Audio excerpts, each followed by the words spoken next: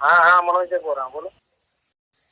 Hey, so what's up people? I am Prashant and you are watching my YouTube channel PS Simple Tip। आज की इस video में मैं आप लोगों को सुनाने जा रहा हूँ। मैंने कॉल किया था मनोज दे को, उसका मैं कॉल रिकॉर्डिंग आज इस वीडियो में सुनाने जा रहा हूँ। और मैंने मीन्स 1-2 दिन पहले उनको कॉल लगाया था और मुझे ब्लॉक कर दिया गया, और ये बात मुझे बहुत ही बुरी लगी, इसलिए मैंने फिर से कॉल किया कल, और उन्होंने रेस्पॉन्ड किया और क्या क्या कुछ हुआ आप वीडियो में देख पाएंगे।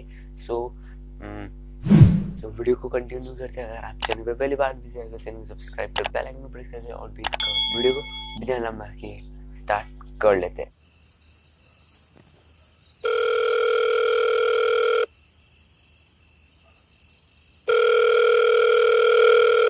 हेलो सर, मनोज दे बोल रहे हैं? हेलो हेलो, हाँ हाँ मनोज दे बोल रहा हूँ, बोलो। मैंने आपको कल भी कॉल किया था पर आपने ब्लॉक कर दिया। हेलो।